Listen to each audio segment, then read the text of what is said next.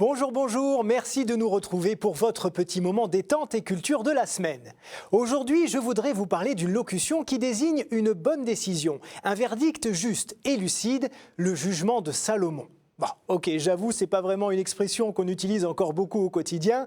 C'est rare que quelqu'un vous dise « Ouah, franchement, sur ce coup-là, t'as rendu un super jugement de Salomon. Vraiment, je suis épaté. » Non, en fait, on le dit plus trop. Et en plus, il y a deux acceptions sur la signification de l'expression.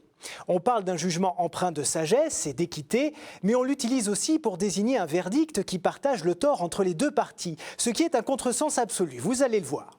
Alors, même si on est bien d'accord que la locution est un peu hors du temps, découvrons ensemble l'histoire de Salomon et de son jugement, qui est tout à fait pertinente pour expliquer ce qu'est une décision intelligente et perspicace dans une affaire un peu embrouillée. Et puis ça peut même inspirer chacun de nous dans sa façon de voir les choses. Allons-y. Sans surprise, Salomon est juif. Mais comment Salomon, vous êtes juif? Salomon est juif! Oui, il est juif, mais rien à voir avec le personnage de Rabbi Jacob, bien évidemment. Lui, c'est Salomon, le roi d'Israël au Xe siècle avant Jésus-Christ. Lorsqu'il monte sur le trône pour succéder à David, son père, Dieu lui demande ce qu'il désire. Salomon réclame alors une double mesure de sagesse et un cœur qui sache écouter. Du coup, il est très vite apprécié et reconnu pour la pertinence de ses jugements et il est considéré comme sage parmi les hommes.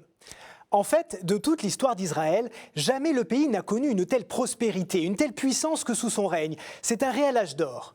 Tout va bien dans le meilleur des mondes, pourrions-nous dire, et le peuple sait qu'il peut compter sur son roi pour arbitrer les litiges compliqués. C'est le cas ce fameux jour où Salomon reçoit deux femmes qui se disputent la maternité d'un bébé. Vous pouvez d'ailleurs relire cette histoire dans le premier livre des rois.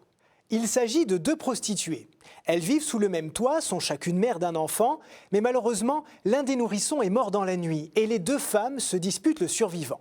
Elles affirment toutes les deux être sa mère. Là, effectivement, c'est compliqué. Qui croire? L'une affirme que l'enfant vivant est le sien, l'autre dit qu'il y a eu un échange et que c'est bien son fils qui est en pleine santé. Et c'est là que la sagesse et le cœur qui écoute que Dieu a offert à Salomon vont lui être d'une grande utilité. Pour faire cesser les complaintes, il demande à ce qu'on lui fasse venir une épée. Pour contenter les deux femmes, il décide de couper l'enfant en deux et d'en donner une partie à chacune. Bah oui, c'est vrai que trancher dans le vif comme ça, si je puis dire, c'est une façon de régler les choses. Assez violente quand même. Mais contre toute attente, l'une des femmes paraît trouver le jugement tout à fait équitable et s'en satisfait. Mais l'autre est complètement horrifiée. Elle arrête le roi qui s'apprête à couper l'enfant en deux et supplie de le donner à sa rivale, mais en entier et surtout vivant. C'est là que Salomon comprend qui est la vraie mère. Ce cri du cœur qui lui demande d'épargner la vie de l'enfant ne peut venir que de sa réelle génitrice, de celle qui préfère le savoir vivant, même si elle le perd au profit d'une autre.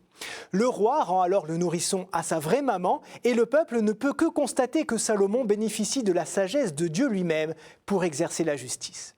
Voilà pourquoi on parle de jugement de Salomon quand quelqu'un arrive à établir la vérité et la justice dans un litige compliqué, même si d'ailleurs en lisant la Bible, on serait tenté de donner une interprétation plus proche de prêcher le faux pour savoir le vrai en fait.